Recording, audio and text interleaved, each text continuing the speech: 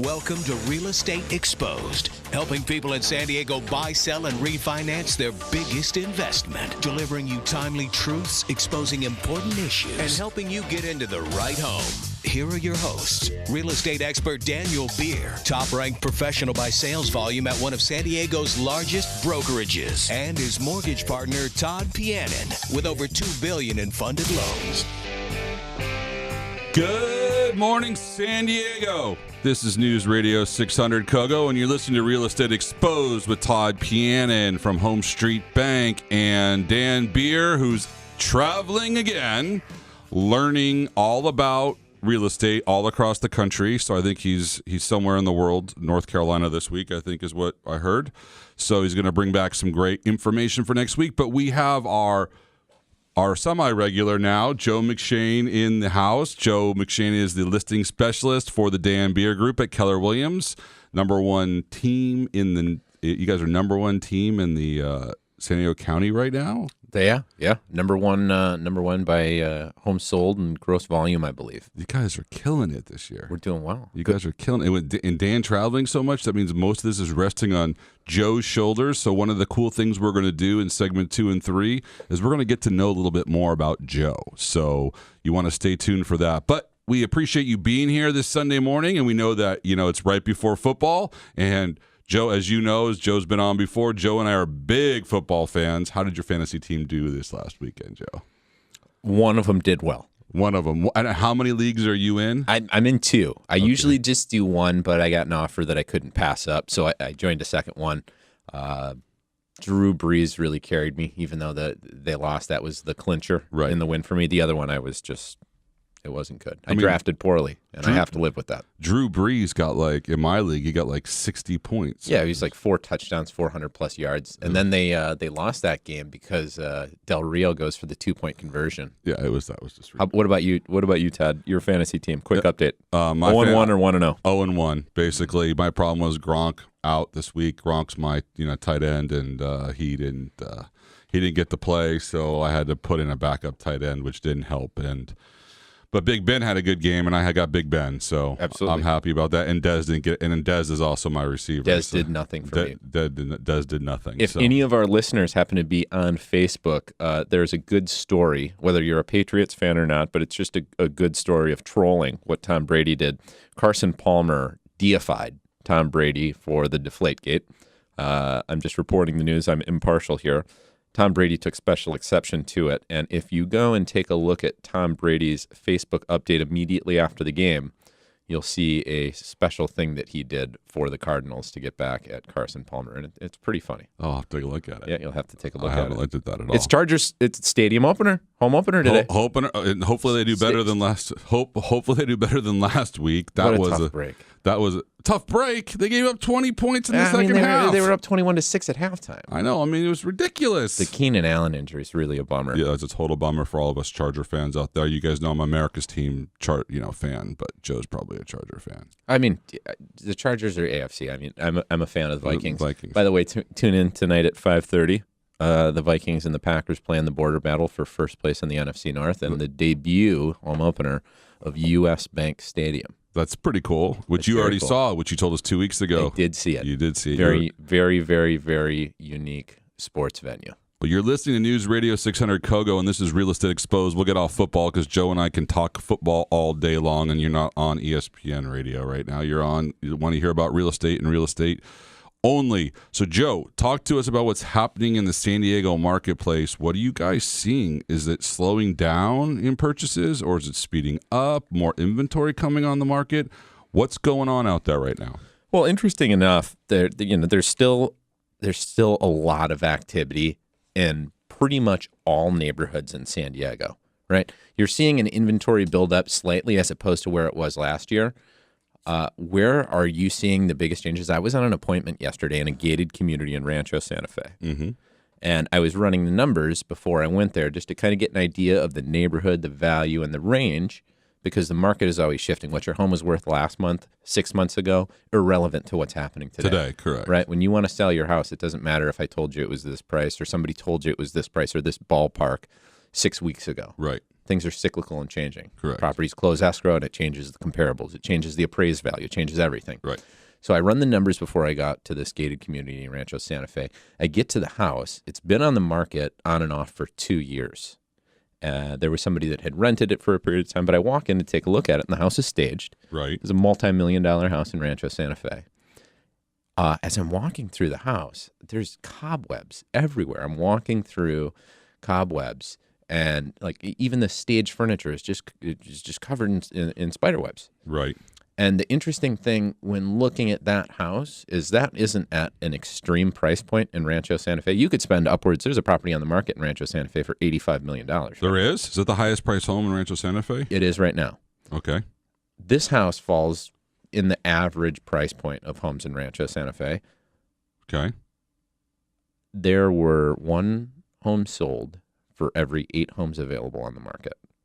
Our gated communities, our luxury communities in San Diego are stacking with inventory and canceled listings, expired listings, which essentially to the listener means the home didn't sell, the contract expired, or they just gave up altogether because they weren't getting what they wanted. Really?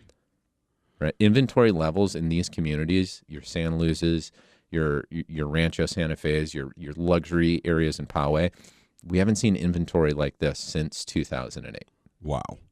Okay. And that doesn't mean that, and Todd, you can chime in on this. Right. Right. That doesn't mean that 2008 is going to happen again. No, for sure not. I mean, the buyers right now, like we've talked about, is a much better, stronger vintage than we've seen in past years. But I mean, yesterday's appointment was a shocking reminder of how different things can look in 6 months, in a year. Right. A year ago now, if you walked into that same house, it looks nothing like it. And when you're running the comparables, it looks nothing like that. Really? Right. But this year, and you know, I'd be happy to produce this for anybody listening that just wants to see what that neighborhood looked like. I'm not giving away the house or any information about that, but I'll show you what the neighborhood looks like. Right. It's shocking what's available and what's selling. I mean, one property was pending. One was sold. So you're saying in the high-end neighborhoods, we're not seeing as much movement as we saw in the past? We're certainly not. We're seeing a huge downtick in your high-value home selling. Right. But just in case the listener knows, because you know the majority of people do not live in those neighborhoods in San Diego. Right. It starts at the top and it trickles down. Which is what you and Dan have been calling for quite some time, actually. That's correct. Well, Todd, here's a question for you. In 2006, things were looking pretty good all over San Diego, but really in the high end, it was the high end. What did it look like? It looked crazy. I mean, I was doing a ton of jumbo loans. Right, but what happened, say, a year later after that? I mean, the high end suffered, while the low end would still say, "Hey, things look pretty good." But if you ask somebody in that high end after 2006, before the big crash, they were going to say, "Hey, this isn't looking good." They saw this coming first because it's typically what you see. Well, they felt it first. They felt it first. The problem was that we saw in the jumbo marketplace back then that you could get into a home, you know, for a $2.5 million purchase price, $3 million purchase price with 10% down. Right. And so you were getting a lot of people being able to buy up and actually not afford what they were buying up to. So what does that look like today, just to maybe reassure our listeners that we're not staring down at 2008? What does it take to get into one of those jumbo homes so we can reassure our listeners that aren't living in that community? I don't live in that community. I mean, there's lenders out there that will go, you know, 10% down to $1 million. You know, we've got one lender will 10% down to $1.5 million.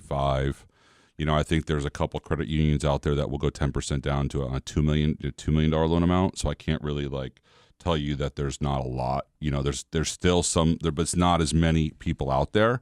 We had a program. This is the best story ever. That your partner Brian Danny, who's the buyer specialist for the Dan Beer Group, #1 team in San Diego County, by the way. That I had a bet with him that there was a lender that this guy was putting down 10% on like almost a $2 million property. I told him the deal didn't exist. We then find out that we are going to get that investor as one of our investors that we're going to sell closed loans to. Brian closes the deal with the other investor, and we couldn't do it because we couldn't do the 10% down. We get the investor, and this is what happened. They went out of business 2 weeks later after we got them. Oh, geez. So that tells me that these low down there's not a lot of homes for these low down payment super jumbo type transactions. What is the typical that you're seeing in a 25%? I mean, people are massive amounts of money. We're seeing people who are buying $2.5 million homes and putting down $1.4 million. I mean, that's not that's not rare. I mean, for us, fortunately, we have our portfolio too that we can do some creative things on. So we are able to, we can get people into, like, I just closed a deal for a client that it was a $2.5 million purchase, and he needed to put down 20%, but he didn't really show any income in 2014, and we had to kind of like cobble together some income for 15 and 16, and we were able to get him closed. So we was pretty happy with that. So listen, you're listening to News Radio 600 KOGO, Real Estate Exposed, Todd Pianin and Joe McShane from the Dan Beer Group, Todd Pianin from Home Street Bank. If you want to reach either one of us, you can call us at 800-676-2420. Joe would love to come to your house, and he would love to talk to you about values. He can talk to you about what's going on in the neighborhood. He can talk to you about all kinds of stuff. But when we come back after break, we're going to find a little bit more about Joe.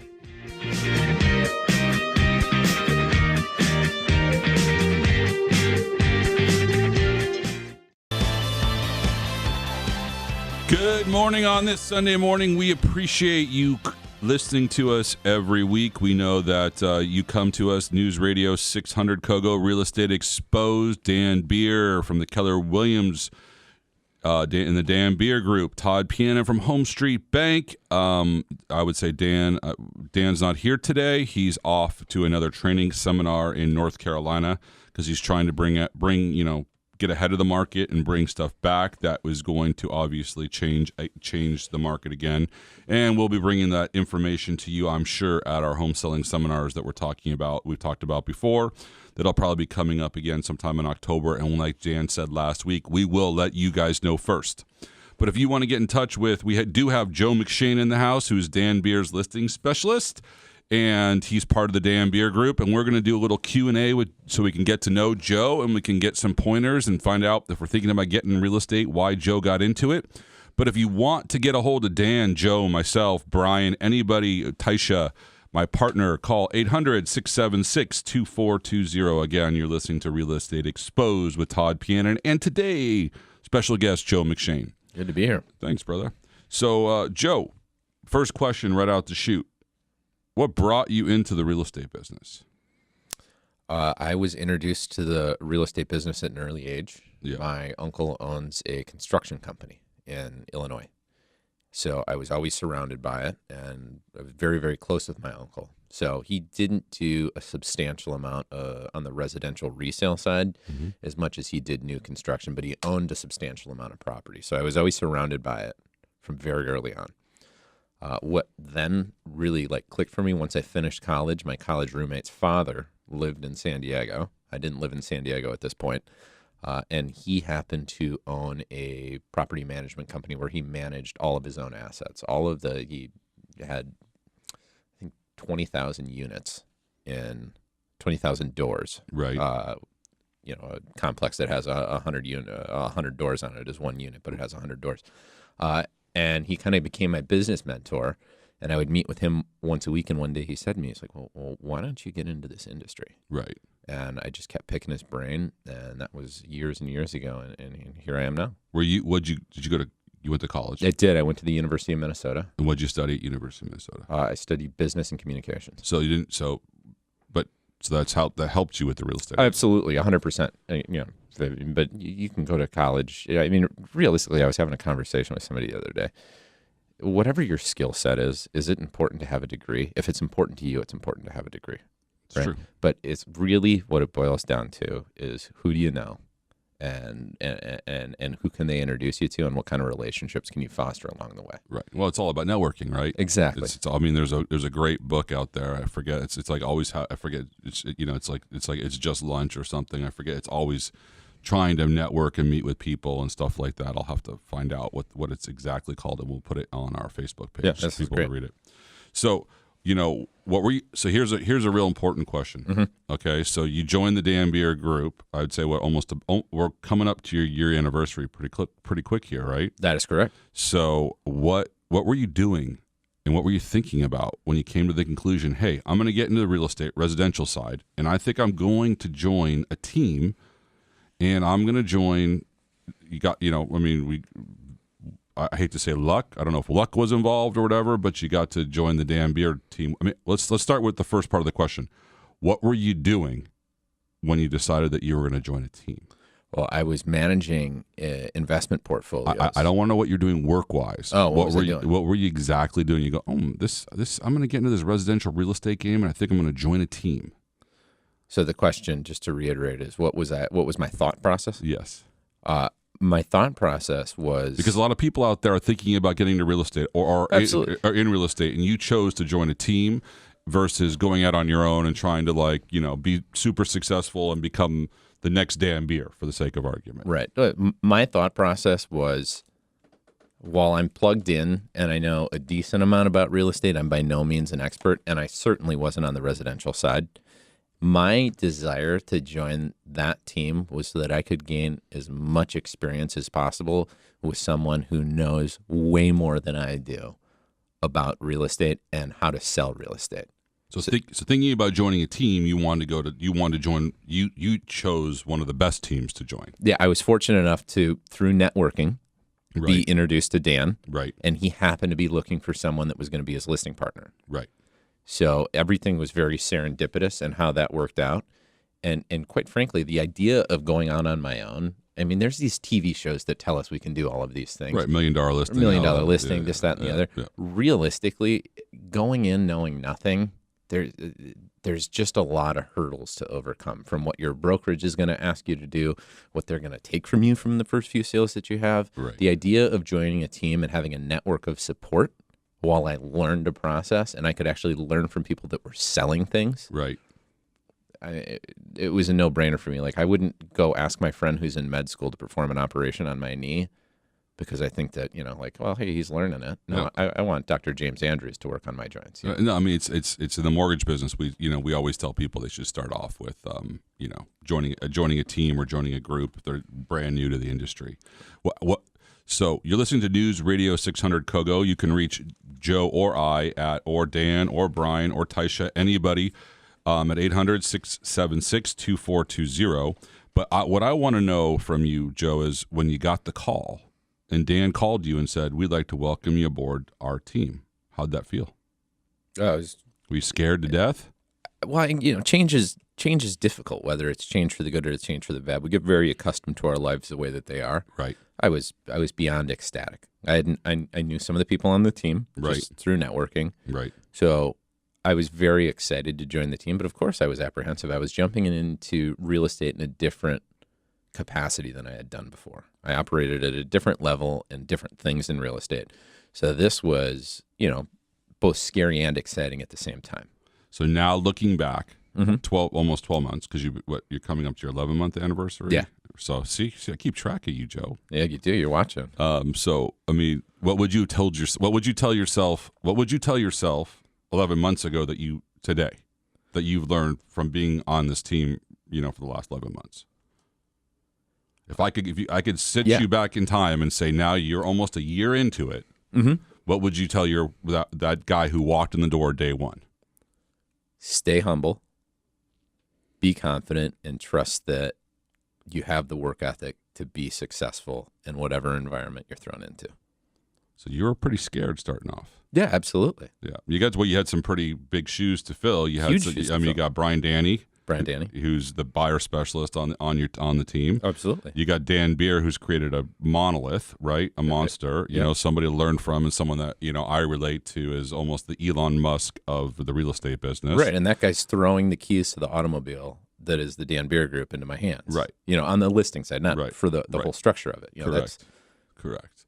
So, listen, we got more questions for Joe after the break. Super excited that you're listening to News Radio 600 KOGO. You can reach Joe at 800-676-2420. If you want him to do an evaluation on your home, come in. You can meet with him. You can talk to him. If you want to talk mortgage, you can always call me, Todd Piana, at Home Street Bank at 800-676-2420. Again, you're listening to Real Estate Exposed on this football Sunday, and we really appreciate you here. So we'll be right back after the break with more questions for Joe.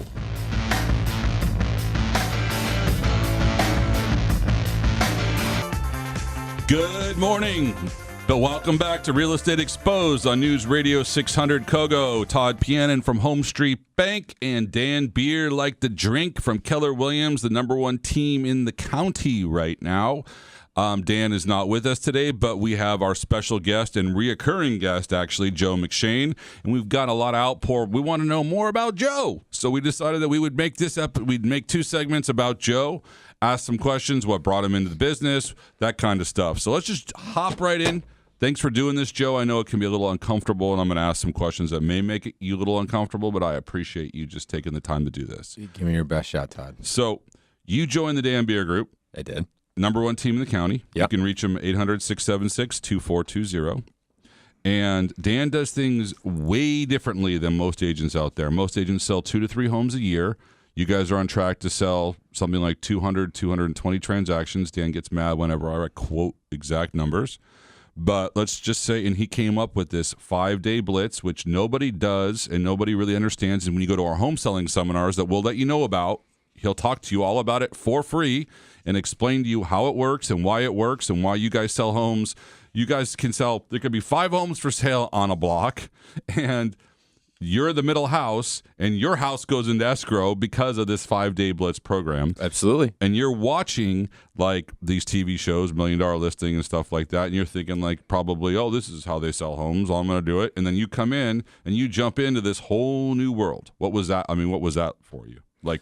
It was surprising. When I first, the first day that I shadowed Dan, we had an appointment that we went out to for a gentleman that wanted to sell his home, and he explained like what the process looked like. And I was blown away with it because while I hadn't worked in resale before, I was acutely familiar with what the traditional process looked like. Mm-hmm.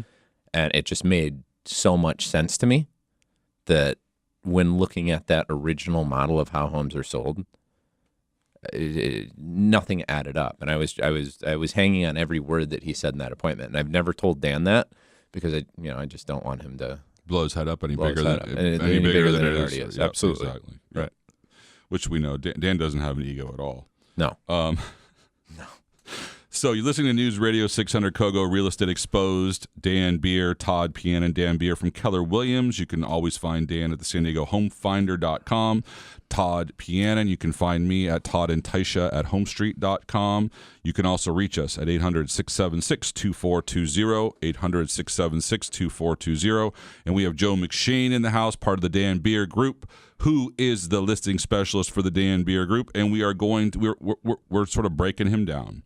So I'm going to ask the next question. Here's a tough question for you, Joe. I'm ready. What would you say were the 3 biggest mistakes you made in your career? If you could go back and change them, would you? And what would you have done differently? Are we talking about in general? My career, I think early on it would be entitlement. Right? When I first came out of school, I really thought that I was entitled to certain things that I wasn't, that nobody is. Mm-hmm. Right? I had this idea of what I should be given. Mm-hmm. And someone along the way said to me, Joe, do you know what the quickest shortcut is to success? And I said, well, what's that? And they said, hard work. Yep. I came out with a piece of paper at a time that was terrible to finish school. The economy was awful. When did you graduate? I graduated in 2009. Oh, wow. Right in the middle of the crisis. Absolutely. So what was my first job out of school? I worked for a carpet cleaning company, a startup carpet cleaning company.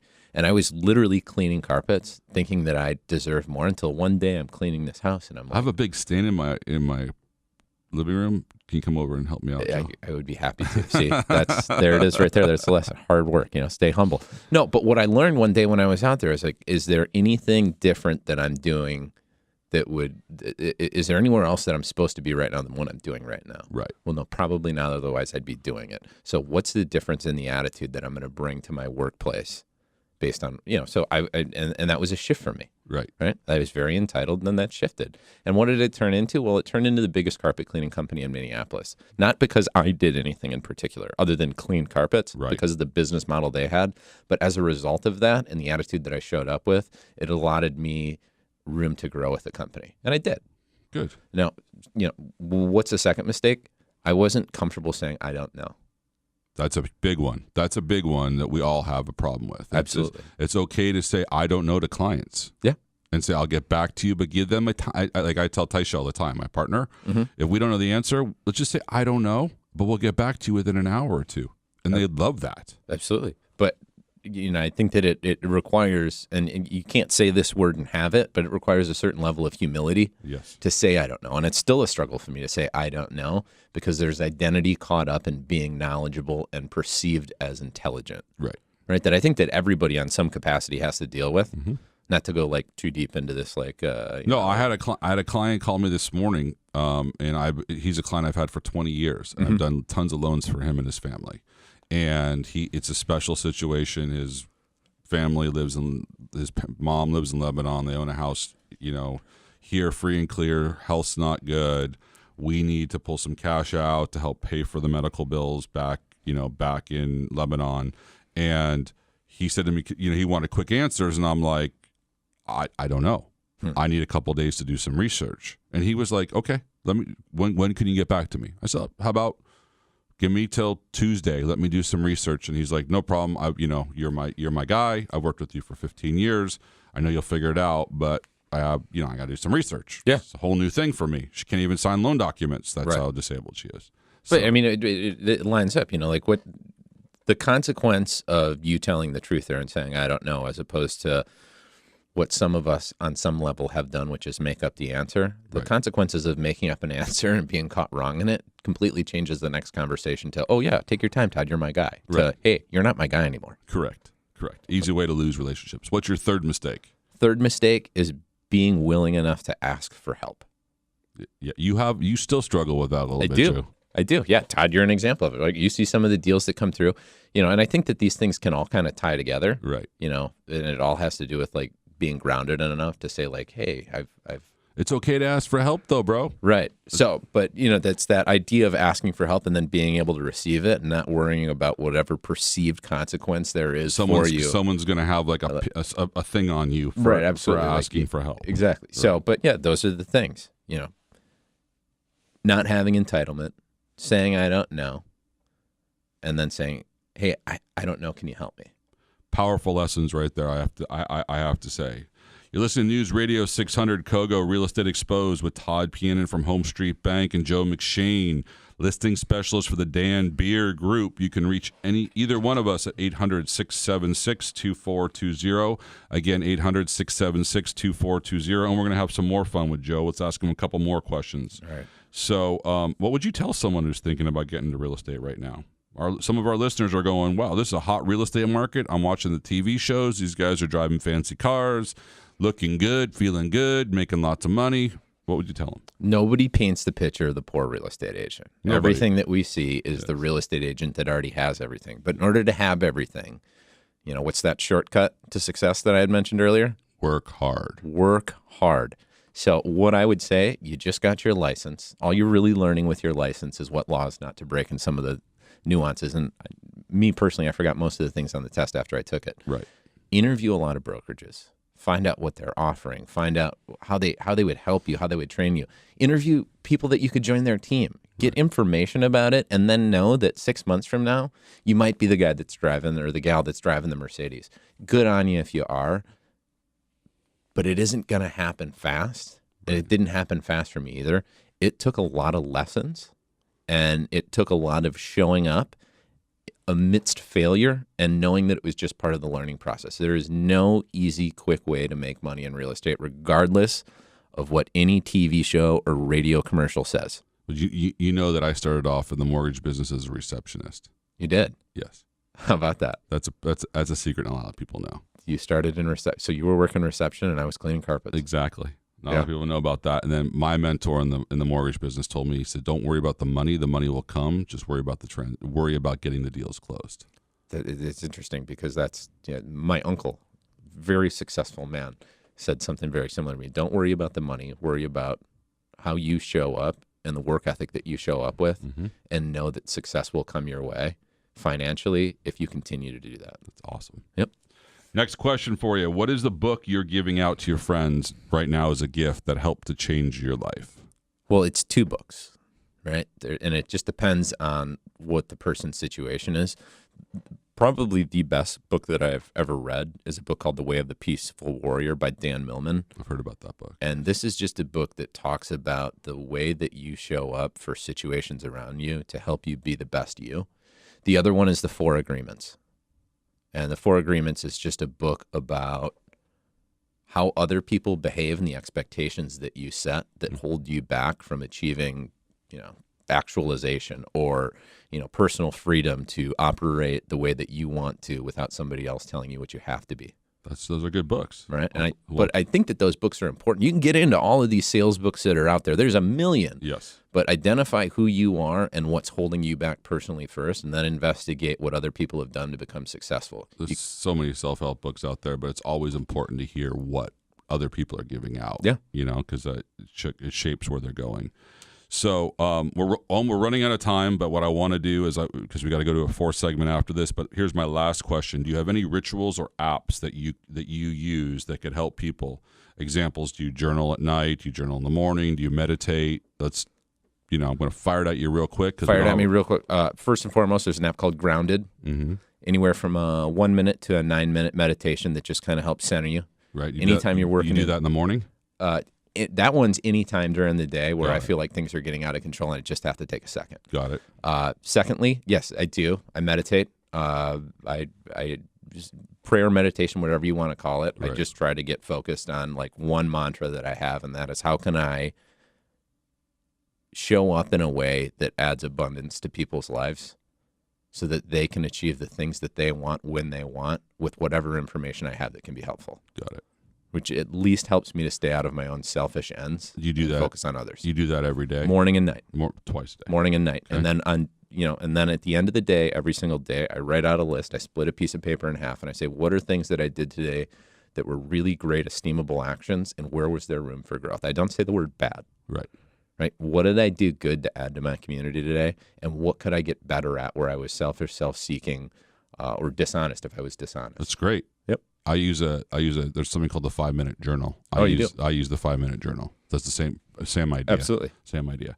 So you're listening to Real Estate Exposed. Joe McShane, Todd Pianin. We'll be right back after the break, and we're going to talk a little bit about mortgage before we send you off.